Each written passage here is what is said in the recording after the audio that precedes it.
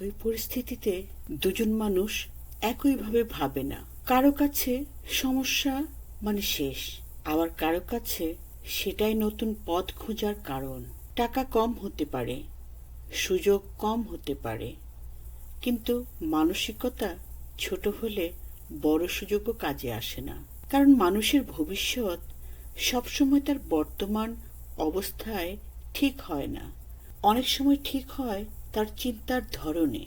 অভিজ্ঞতা শুধু বয়স বাড়ার সঙ্গে আসে না।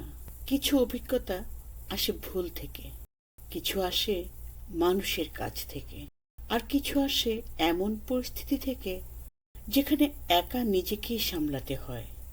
বই অনেক কিছু শেখায়, কিন্তু জীবনের কিছু শিক্ষা শুধু জীবনেই দিতে পারে। কারণ অভিজ্ঞতা মানুষকে শুধু জ্ঞানী করে না, কখন কোথায় কিভাবে নিজেকে সামলাতে হয় সেটাও শেখায়। শিক্ষা শুধু বই পড়ে অর্জন হয় না, জীবনও প্রতিদিন মানুষকে শিক্ষা দেয়। বই আমাদের জ্ঞানী হতে শেখায়, আর জীবন শেখায় কাকে বিশ্বাস করতে হয়, কখন নীরব থাকতে হয়, আর কোথায় নিজের ভুল স্বীকার করতে হয়। যে মানুষ শুধু ডিগ্রি অর্জন করে সে শিক্ষিত হতে পারে, কিন্তু যে মানুষ প্রতিটি অভিজ্ঞতা থেকে নিজেকে বদলাতে শেখে সে সত্যিকারের শিক্ষিত।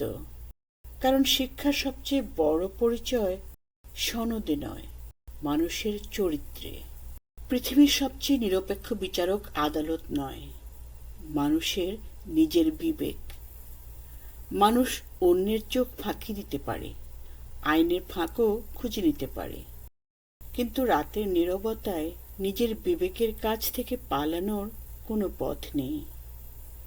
বিবেকই মানুষকে বলে দেয় কোন কাজটি সঠিক আর কোন কাজটি শুধু লাভের জন্য করা হয়েছে। অর্থ, ক্ষমতা কিংবা পরিচিতি, এসব দিয়ে অনেক কিছু কেনা যায়, কিন্তু হারিয়ে যাওয়া বিবেক কখনো কেনা যায় না। যেদিন মানুষ নিজের ভুলকে ভুল বলে মানতে পারে না, সেদিন থেকেই তার পতন শুরু হয়।